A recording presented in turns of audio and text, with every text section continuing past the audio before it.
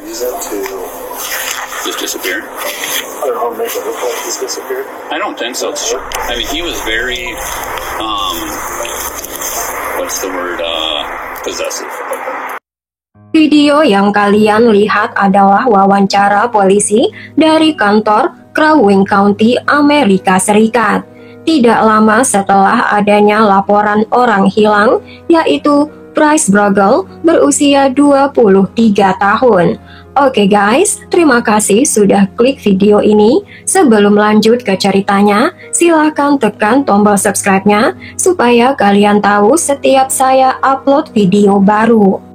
Bryce terakhir terlihat meninggalkan rumah pada hari Rabu, pada tanggal 26 Oktober 2022 di pedesaan kecil Minnesota Town. Pacarnya Cordelia Lovelace membuat panggilan kepada polisi 2 hari kemudian. Cordelia mengatakan bahwa Bryce sedang menuju unit penyimpanan dengan ayah Cordelia, Michael Lovelace. Ketika penyelidik menggali lebih dalam, mereka menemukan serangkaian pesan teks dari Cordelia kepada Bryce pada malam Bryce menghilang. Pesan-pesan yang berisi kekhawatiran, kebingungan, dan ketakutan. Aku mencintaimu, aku sudah merindukanmu, apa kamu berencana untuk kembali untukku? Tolong. Tapi Bryce tidak pernah merespon. Hilangnya Bryce yang berusia 23 tahun menjadi semakin gelap dan mengerikan. Saat itu tanggal 26 Oktober 2022 ketika pacar Cordelia hilang tanpa jejak. Hari-hari yang dingin dan membeku sepanjang hari. Kawasan Lakeside berpenduduk jarang dan wilayah yang dirancang untuk menjelajah alam. Cordelia tinggal di kota yang sama dengan ayah dan pacarnya, dan Cordelia baru saja pulang dari perjalanan panjang dan menantikan Bryce untuk pulang. Bryce pergi ke kompleks penyimpanan dengan ayah Cordelia untuk mengantarkan beberapa barang Bryce. Cordelia telah berkencan dengan Bryce selama 8 bulan sejak bulan Februari 2022. Dan mereka kembali ke kota sore itu setelah melakukan perjalanan keliling negeri. Bryce cukup akrab dengan ayah Cordelia, Michael Lovelace, sehingga mereka pergi bersama ke fasilitas itu bersama. Cordelia tinggal di rumah dan mandi dan mengirim pesan teks kepada Michael lagi dan menunggu dengan tidak sabar. Tidak ada alasan yang jelas mengapa perjalanan ke fasilitas unit penyimpanan memakan waktu begitu lama. Rumah keluarga Lovelace hanya berjarak setengah kilometer dari kompleks unit penyimpanan. Hanya 10 menit berjalan kaki. Akhirnya ayahnya pulang sendirian. Michael mengatakan bahwa Bryce telah ditangkap ketika mereka berada di unit penyimpanan. Beberapa pria berpakaian resmi dengan 2 kendaraan telah muncul dan membawa Bryce pergi dengan tangan di borgol. Menurut Michael, mereka tidak menunjukkan tanda pengenal dan tidak memberikan penjelasan apapun tentang agen di mana mereka berasal dan apa tuduhannya. Ini adalah ayah Cordelia. Cordelia tidak punya alasan untuk tidak mempercayai pernyataan ayahnya. Cordelia mengirim pesan teks pada Bryce lagi dan menunggu pacarnya membalas pesan atau menelpon Cordelia kembali, tapi tidak pernah terjadi. Pada tanggal 28 Oktober 2022, Cordelia melaporkan hilangnya Bryce ke kantor polisi Crow Wing County. Cordelia tidak punya informasi untuk polisi kecuali apa yang ayahnya katakan padanya, sehingga Michael Lovelace menjadi orang pertama penyelidikan polisi. Penyelidik melacak Michael di pesta Halloween di Brainerd dan polisi membawanya ke fasilitas penyimpanan. Michael bersikap kooperatif dengan pertanyaan polisi. Michael mengatakan bahwa ketika dia dan Bryce datang ke unit penyimpanan dan mengeluarkan barang-barang mereka, Michael menjelaskan bahwa mereka pergi ke unit penyimpanan untuk menyimpan barang-barang Bryce setelah melakukan perjalanan panjang bersama Cordelia. Butuh waktu yang lama untuk Bryce untuk memutuskan apa barang yang akan dia simpan atau barang yang akan dia singkirkan. Setelah mereka menuju ke unit penyimpanan pada pukul 5 sore, Michael mengatakan mereka selesai di sana jam 5:45 sore. Ketika mereka pergi, keadaan berubah. Menurut Michael, dia dan Bryce telah dicegat di dalam mobil Ford Escape milik Michael dalam perjalanan keluar dari fasilitas penyimpanan. Orang asing itu memiliki lampu pada kendaraan mereka, meski bukan seperti lampu sirine pada umumnya, melainkan lampu yang digunakan pada mobil polisi tanpa label polisi. Mereka membawa baik Michael dan Bryce ke tempat penahanan. Michael mengatakan bahwa mereka berdua dipisahkan. Jika ini adalah penangkapan resmi, itu adalah operasi serius dengan banyak petugas terlibat. Ada tanda-tanda perselisihan dalam keluarga bahwa Michael tidak terlalu ingin menghabiskan waktu bersama Bryce. Mengapa Michael menawarkan untuk mengantarkan Bryce ke unit penyimpanan tanpa putrinya? Michael mengatakan Cordelia merasa dia bau dan dia butuh mandi. Dari sudut pandang Michael, ini adalah jalan-jalan biasa ke fasilitas penyimpanan yang dibajak oleh masalah apapun yang dialami oleh Bryce. Bryce dan Cordelia telah kembali dari perjalanan mereka melintasi Amerika Serikat sore itu. Sepertinya Cordelia dan Bryce terlibat sesuatu yang mereka tidak bisa tangani, mungkin sesuatu perbuatan kriminal. Mereka berangkat sehari setelah pesta kelulusan Cordelia pada bulan Juni dan menghabiskan 4 bulan jauh dari rumah bersama Bryce. Michael percaya 4 bulan apa saja bisa terjadi. Bagi Michael, ada masalah yang terjadi dan berulang, dan mungkin akar dari ketidaksukaan Michael terhadap Bryce. Michael mengklaim bahwa Bryce adalah perokok tanaman terlarang, dan keduanya, Bryce dan Cordelia, memiliki 2 ponsel, 1 ponsel biasa dan 1 ponsel lipat yang dapat dengan mudah dibuang. Menemukan lokasi ponsel Bryce jelas merupakan hal yang mendesak bagi penyelidik. Tetapi Michael mengatakan dia tidak tahu di mana kedua ponsel tersebut. Ketika wawancara berlangsung dan langit menjadi gelap, Michael memberikan rincian bahwa Cordelia telah memberitahunya bahwa Bryce mengatakan dalam perjalanan pulang bahwa Bryce punya perasaan seseorang akan menangkapnya ketika dia kembali ke sini. Bryce mengatakan itu adalah FBI. Tetapi penyelidik mengetahui kemungkinan hilangnya Bryce ada kaitan dengan hal lain. Mungkin itu adalah rekayasa. Penyelidik meminta untuk melihat ponsel Michael, sehingga mereka bisa memeriksa data lokasi dan memastikan di mana Michael berada pada Rabu malam.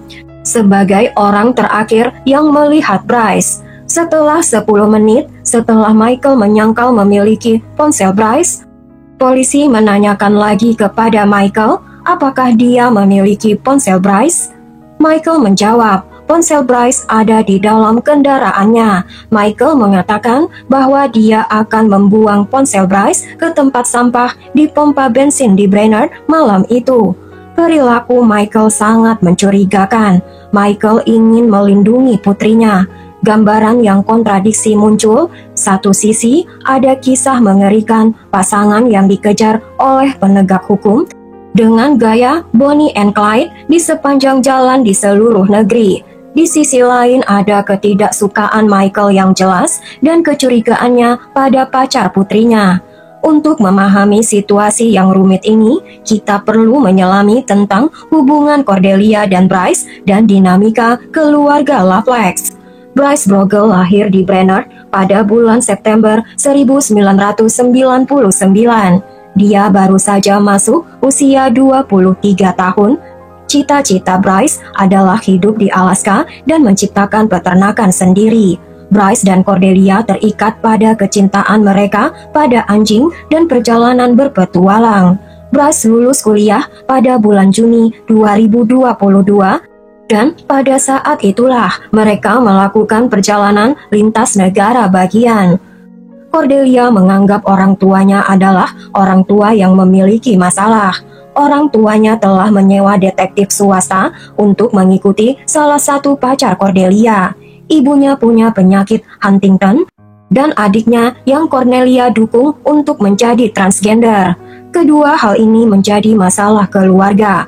Menurut Cordelia, ayahnya Michael adalah kehadirannya paling menegangkan di dalam rumah, meskipun Michael terlihat menyayangi keluarga. Michael bahkan memiliki tato yang bertuliskan gadis kecil ayah dengan gambar ilustrasi siluet mereka. Michael lahir pada tahun 1977. Michael berusia 45 tahun. Dia dibesarkan di pinggiran Danau Pequot, di pinggiran kota Brainerd, Minnesota. Orang tuanya telah bercerai dan ibunya telah menikah lagi dan memiliki lebih banyak anak dari hubungan yang baru, yang meninggalkan Michael dengan adik tirinya. Michael lulus dari Pequot Lake High School pada tahun 1996. Dia bekerja di bidang konstruksi di masa lalu dan sekarang wira swasta, melakukan berbagai pekerjaan serabutan di lingkungan tersebut. Ini bukan kasus hukum pertama Michael. Pada awal 1999, pada usia 21 tahun, Michael mengaku bersalah melakukan tindak pidana seksual tingkat 3 dan dijatuhi hukuman 5 tahun masa percobaan. Pada tahun 2018, dia mengaku bersalah atas pelanggaran seks lainnya, kali ini pelanggaran pidana tingkat 4 dengan orang dewasa yang dianggap cacat dan gangguan mental. Catatan menunjukkan pada awalnya orang tersebut menolak untuk melakukan hubungan dengan Michael, tetapi akhirnya setuju ketika Michael bersikeras, sehingga Michael menjalani tes poligraf di masa lalu. Kenyataannya dia sudah menjalani 4 kali tes poligraf. Bryce Bugle telah hilang selama 2 hari dan cerita Michael mencurigakan. Bahkan Michael mengatakan pada polisi bahwa Bryce pernah mengancam Michael sebelumnya. Michael bercerita tentang Bryce kepada polisi dan dia selalu menggunakan bentuk kalimat past tense yang menandakan itu terjadi di masa lalu dan tidak ada hubungan dengan masa sekarang. Pada akhir wawancara ini, penyelidik memeriksa dan tidak menemukan catatan surat perintah penangkapan Bryce atau Bryce pernah ditahan. Penyelidik juga menggeledah kedua ponsel Bryce di pompa bensin di Brainerd. Penyelidik menemukan ponsel Bryce di tong sampah. Ketika penyelidik memeriksa ponsel Bryce, penyelidik menemukan bahwa Michael meninggalkan rumahnya jam 4:45 pagi pada tanggal 27 Oktober 2022, sehari setelah Bryce menghilang. Michael kembali ke unit penyimpanan. Michael berada di sana selama 22 menit sebelum dia menuju ke tempat umum Danau Edward dan berada di sana selama 1 jam. Menjadi semakin jelas bahwa unit penyimpanan adalah tempat kejadian perkara. Pada tanggal 29 Oktober 2022, polisi mengeluarkan surat perintah penggeledahan terhadap unit penyimpanan itu. Di lantai beton unit penyimpanan, mereka menemukan sebotol pemutih yang berisi jejak DNA Bryce.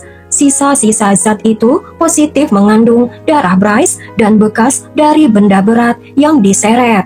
Pada tanggal 30 Oktober, penyelidik mengikuti bukti data lokasi ponsel Michael, yaitu tempat dekat Danau Edward.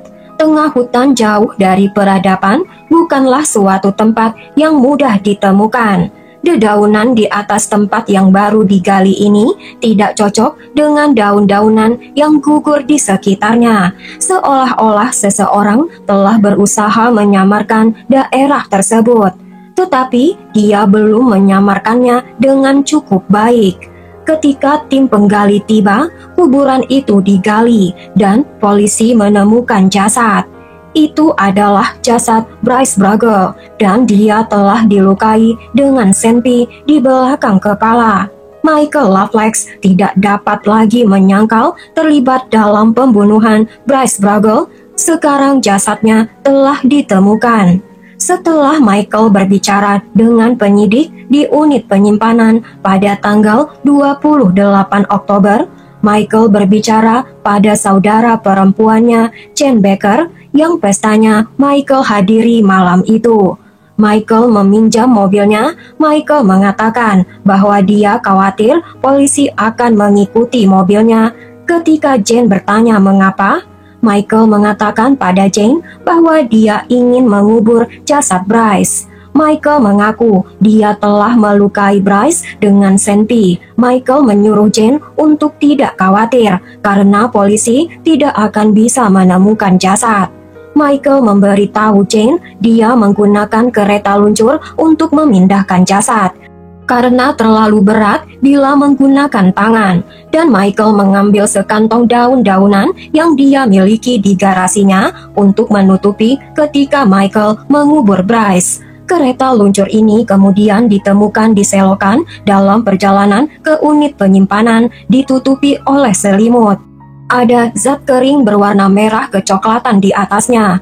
Ketika Michael pergi, Jane menelpon saudara laki-laki tirinya, Patrick, dan memberitahu Patrick apa yang Michael sudah memberitahu Jane. Patrick adalah petugas shift malam di Danau Pequot dan dia sering berinteraksi dengan polisi, sehingga Patrick menghubungi polisi dan meminta kepada polisi supaya nama Patrick tetap tidak dikenal. Sudah menjadi rahasia umum di keluarga mereka. Michael ditangkap karena pembunuhan pada November 2022. Dia didakwa atas tuduhan pembunuhan tingkat kedua tanpa direncanakan. Michael telah melukai Bryce dengan senpi di belakang kepala di unit penyimpanan dan memindahkan jasadnya dengan kereta luncur ke tempat di hutan setelah dia membersihkan unit penyimpanan. Michael menguburkan jasad dan menutupinya dengan sia-sia dengan dedaunan. Ketika penyelidikan berlanjut, saksi lain muncul, yaitu pemilik rumah yang disewa Bryce dan Cordelia di negara bagian Washington. Pemilik rumah itu mengatakan bahwa Michael telah menelponnya dan bertanya apakah Bryce telah menyakiti putrinya. Ketika pemilik rumah mengatakan dia telah melihat Cordelia dengan dua mata yang hitam, Michael mengatakan bahwa dia akan menghabisi Bryce dan Michael sudah menggali kuburannya. Saudara tiri Michael menguatkan hal ini. Michael sudah mengatakan hal yang sama. Hal ini selaras dengan rincian lain dari kasus ini. Michael menyimpan senpinya di rumah saudari tirinya Jane. Pada tanggal 26 Oktober 2022, ketika beberapa jam sebelum Bryce dan Cordelia tiba kembali ke rumah setelah perjalanan panjang, Michael telah mengambil salah satu senjatanya dan mengatakan bahwa dia membutuhkan senpi itu untuk menghabisi hewan pengerat di lokasi tempat Michael bekerja. Ini jelas adalah pembunuhan berencana yang berdarah dingin. Pada tanggal 30 Maret 2023, jaksa meningkatkan dakwaan dan Michael didakwa oleh Dewan Juri atas tuduhan pembunuhan tingkat pertama. Persidangan dilakukan setahun kemudian pada tahun 2024. Michael mengambil sikap bahwa Bryce melakukan kekerasan. Michael mengingat melihat Cordelia dengan memar yang Cordelia sangkal dan tidak bisa menjelaskan. Michael mengatakan pada bulan Juli 2022, sebulan setelah perjalanannya dengan Bryce, Cordelia mengirim pesan teks pada ayahnya untuk datang dan menjemputnya. Cordelia tidak pernah membagikan lokasinya dan beberapa hari kemudian, Cordelia mengatakan semua baik-baik saja.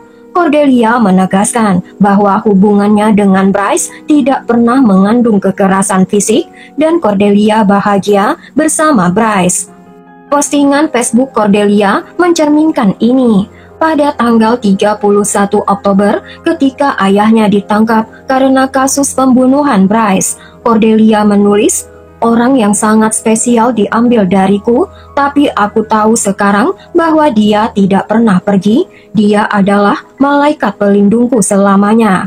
Aku sangat mencintaimu, Bryce." Dalam kesaksiannya, Michael mengakui menghabisi Bryce, namun Michael menyangkal telah merencanakan pembunuhan itu sebelumnya. Michael mengatakan dia membawa Bryce ke unit penyimpanan untuk memprovokasi dia untuk berkelahi, sehingga Michael dapat mengajukan tuntutan dan kemudian menjauhkan Bryce dari putrinya. Michael mengatakan dia kebetulan membawa senpi. Michael mengklaim dia sengaja mengkonfrontasi Bryce tentang perlakuannya terhadap Cordelia, dan Bryce mengatakan Cordelia adalah miliknya dan Cordelia adalah urusanku, dan Bryce akan menghabisi Cordelia sebelum menyerahkannya. Inilah saatnya, kata Michael, ketika dia melukai Bryce dengan senpi demi melindungi putrinya. Namun juri tidak setuju dengan Michael. Pada bulan April 2024, juri memutuskan Michael bersalah atas satu dakwaan pembunuhan berencana tingkat pertama. Michael dijatuhi hukuman seumur hidup tanpa kemungkinan pembebasan bersyarat. Apa pendapat kalian tentang cerita tragis ini, guys? Tulis di kolom komentar ya. Buang jauh-jauh cerita kekerasan yang ada di dalamnya, dan bila di luar negeri budayanya tidak sama dengan kita di sini, yaitu hidup bersama sebelum menikah. Kalau di sini, nikahi dulu putri saya, baru boleh bepergian jauh berduaan. Ini pendapat Mimin ya guys. Bila suka ceritanya, silahkan berikan subscribe, like, dan tekan loncengnya untuk cerita yang lain.